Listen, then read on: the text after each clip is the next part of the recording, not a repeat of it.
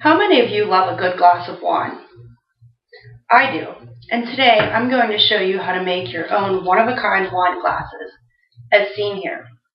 Not only will I show you how to make them, I will also provide you with a list of everything that you will need and some of the ideas of what you can do with them once they're complete. I'm sure you have all seen decorated wine glasses in the stores. Although they're nice, they can also be expensive. I've seen them for as much as $30 a glass. The bad thing about them is that they are not as personalized as the ones that you can make at home. There is an unlimited amount of things that you can use to decorate them, such as sequins, rhinestones, feathers, and bows. But for today, I'm going to keep it very simple. The things that you will need are wine glasses. I picked these up at the Dollar General for $1. You will also need Mod Podge, which is a type of a craft glue. You'll also be needing foam brushes, which I picked up a pack of 50 also at a craft store for $5. Glitter, which I purchased at the dollar store, was able to get 3 jars of glitter for $1. Markers that are specifically made for ceramic or glass. Paint, which I purchased the samples at a local home improvement store. They're about $2.50 for one of the sample size bottles. You will also need an acrylic sealer. This will ensure that any paint or glitter that you put on it will stay on the glass even through washings. You want to make sure that you get the high gloss and not the matte, as the matte will leave a film on your wine glasses. And maybe most importantly, you'll be needing some nail polish remover and some Q-tips. You may be wondering what this is for. Let me just tell you, it's for all those mistakes that you're going to make the first time around.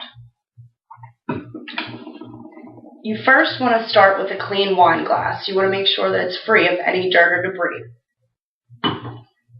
You will then take your foam brush and some of your paint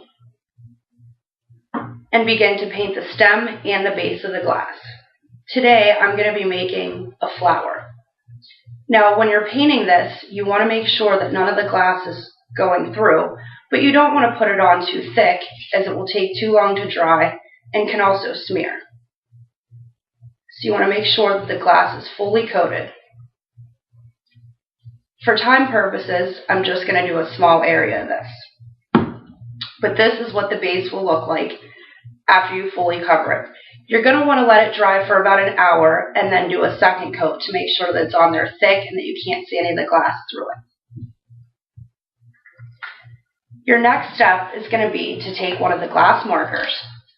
Now, you don't necessarily need to use these, but it does help to create lines for when you begin painting.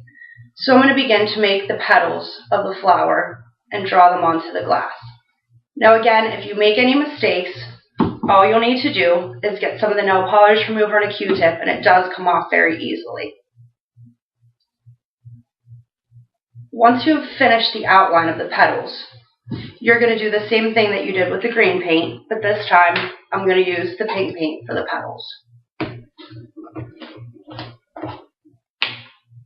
Again, you're going to take your foam brush and the paint. You may also want to use a paintbrush because you can be a little more accurate with a small paintbrush. And you're just going to paint inside the lines.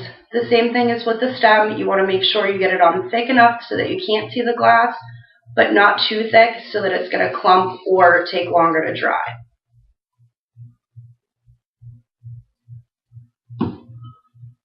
Once you're all finished painting your glass,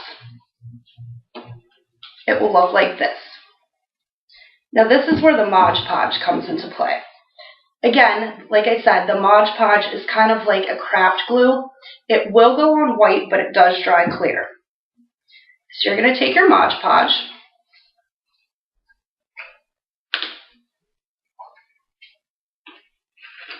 and again, you're going to use a foam brush to apply it.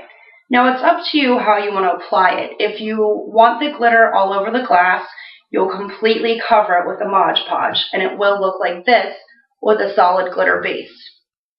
For this one, I just want glitter in a few small areas, so I'm just going to slightly dab it here and there.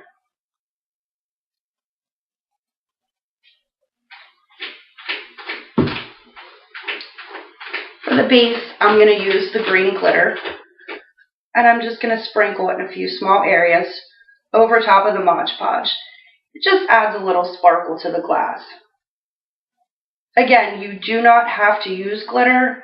You can just leave it. It does look beautiful with just the paint. Always make sure that you have either a paper plate or some newspaper below so it makes your mess a little bit easier to clean up. I will also do the same thing on the petals. And again, I don't want glitter all over it, so I'm just going to dab it in a few small areas. Again, it is white, but it does dry clear, so you don't have to worry about seeing the glue underneath. I'm now going to take some of the pink glitter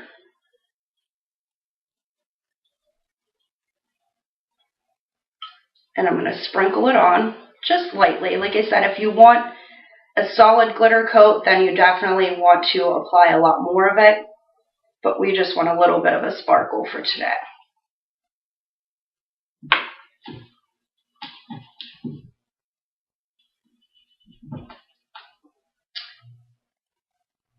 You can make these wine glasses for just about anything.